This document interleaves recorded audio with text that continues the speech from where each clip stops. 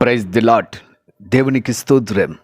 క్రీస్తునందు ప్రియ సహోదరి సహోదరులారా, మన ప్రభును రక్షకుడునైన యేసుక్రీస్తు నామములో మీకు వందనములు తెలియజేయుచున్నాం. ఉదయకాలపు సమయమందు ప్రభు మిమ్మును అత్యధికముగా దీవించి ఆశీర్వదించి నడిపించి బలపరచునుగాక. ఈ దినము యొక్క వాగ్దానము ఏలయనగా, రాజు యెహోవాయందు నమ్మికించుచున్నాడు, సర్వోన్నతుని కృపచేత అతడు కదలకుండా నిలుచును. కీర్తనల గ్రంథము 21వ అధ్యాయము 7వ వచనం. ప్రియ సహోదరి సహోదరులారా, కదలకుండా నిలిచి ఉండే అనుభవము క్రైస్తవుని యొక్క జీవితమునకు చాలా ప్రాముఖ్యమైనది. కదలుట, కదలకుండుట. కదలకుండుట స్థిరమైన పునాది, కదులుట స్థిరత్వము లేనిటువంటి పునాది. క్రైస్తవుని యొక్క జీవితములో స్థిరత్వము కావాలి.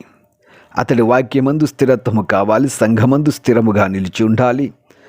అతని కుటుంబంలో స్థిరముగా నిలిచి ఉండాలి. ప్రార్థన యందు స్థిరముగా నిలిచి ఉండాలి.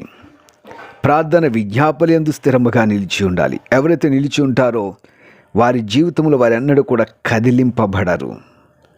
అయా కదిలింపబడుట స్థిరత్వము లేనటువంటి జీవితం. బైబిల్ గ్రంథమందు 2 పునాదులు చూస్తున్నాం. ఒకటి బండ మీద కట్టబడినటువంటి పునాది, రెండవది ఇసుక మీద కట్టబడిన పునాది. బండ మీద కట్టబడిన పునాదికి వరదలు వచ్చాయి, తుఫాన్లు వచ్చాయి, ఆ ఇంటిని తాకాయి, కానీ అది కదిలింపబడలేదు అని లూకాసు వార్త 6వ అధ్యాయం 42వ వచనములో మనం చూస్తూ ఉన్నాం. ఇసుక మీద కట్టబడిన పునాది కదిలింపబడింది. దాని యొక్క పునాది లోతుగా లేనందున అది కదల్చబడింది.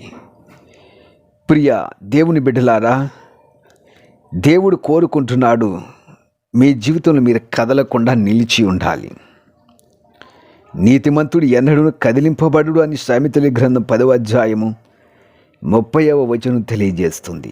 ప్రియ సహోదరి సహోదరుడా, నీవు నీతిమంతుడు అయితే నువ్వెన్నడూ కూడా కదిలించబడవు. నీవు కదిలింపబడుచున్నావు అంటే నీ పునాది స్థిరముగా లేదు. దేవుని యొక్క మాట యందు స్థిరము లేదు. దేవుని యొక్క వాక్యమందు నీలో స్థిరత్వము లేదు. ప్రార్థన యందు నీలో స్థిరత్వము లేదు. అన్ని విషయాల్లో ఆత్మీయ జీవితంలో నీ స్థిరత్వము లేని కారణమును బట్టి శ్రమలు, అలలు, అపనిందలు, కష్టాలు వచ్చినప్పుడు నీవు కదిలింపబడుచున్నావు. దావీదు ఈ విధంగా అంటాడు, యెహోవా యందు నమ్మికించువాడు కదలక నిత్యము నిలిచి సియోను కొండవలెనుందురు. కీర్తనలు 121 వచనం. ప్రియ సహోదరి సహోదరులారా, కదలక నిత్యము నిలిచి సియోను కొండవలే వారు నిలిచియుందురు అని దేవుని యొక్క వాక్యం చెప్తున్నది. ప్రియ సహోదరి సహోదరుడా, సియోను కొండ ఎన్ని తరాలు ఎన్ని యుగాలైనా అది కదల్చబడకుండా అట్లా స్థిరముగానే ఉన్నది. నిజ క్రైస్తవుని యొక్క జీవితములో ఎన్ని శ్రమలు, ఎన్ని బంధకాలు వచ్చినా కదలకుండా స్థిరముగా నిలిచి ఉంటాం.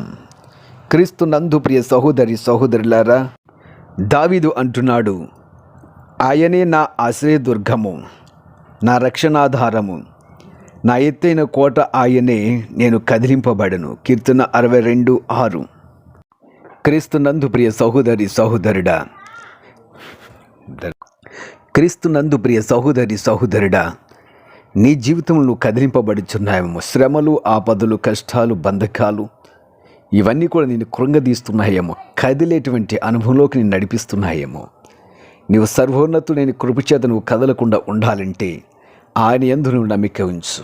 నీవు ఆయన యందు నమ్మిక ఉంచినట్లయితే ఆయన నీ జీవితంలో నువ్వు కదిలింపబడవు. ఎన్ని బాధలు వచ్చి నువ్వు కదిలింపబడవు. స్థిరమైన పునాది వలె, బండ మీద కట్టబడిన పునాది వలె నువ్వు స్థిరముగా నిలిచి ఉంటావు. ప్రియ సహోదరి సహోదరుడా, ప్రార్థించు. నీ జీవితాన్ని స్థిరముగా నిలవబెట్టుకో. సంఘం యందు స్థిరముగా ఉండాలి. వాక్య పరిచర్య యందు స్థిరముగా ఉండాలి. మాట యందు, అన్ని విషయాల్లో, ప్రార్థన యందు, విజ్ఞాపన యందు నువ్వు స్థిరముగా గనక నిలిచి ఉంటే దేవుడు నీ జీవితంలో అద్భుతాలు చేయడానికి సిద్ధముగా ఉన్నాడు. అట్టి ధన్యత దేవుడు మీకు అనుగ్రహించునుగాక. Amen, amen. ప్రార్థన చేద్దాం. ప్రియ పరమ తండ్రి, నీ బిడ్డల జీవితాల్లో స్థిరమైన మనసును దయచేయి. కదిలింపబడని అనుభవం దయచేయి. వేటి చేత కదిలింపబడుతున్నారు? శ్రమలు, ఆర్థిక పరిస్థితులు, ఇబ్బందులు, సాతాను నీ బిడ్డల జీవితాన్ని కదిలింపజేస్తున్నాడు. ప్రియ రాజా, వారిని యందు నమ్మిక ఉంచుచున్నారు. వారిని నువ్వు స్థిరముగా నిలబెట్టు తండ్రి. కదిలింపబడకుండా నిలబెట్టండి. వారి జీవితంలో మనశ్శాంతి లేకుండా ఆవేదనతో నిండి ఉండకూడదు ప్రభా.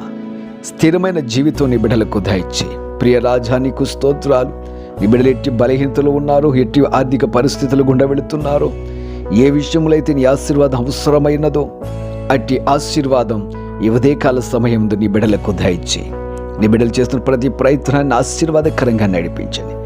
కదలకుండా నిలిచి ఉండే అనుభవం నీ జీవితం కదలకుండా నిలిచి ఉండే అనుభవం నీ బిడ్డల జీవితాల్లో దయచేసి బలపరచమని యేసు నామమున అడుగుచున్నాము తండ్రి.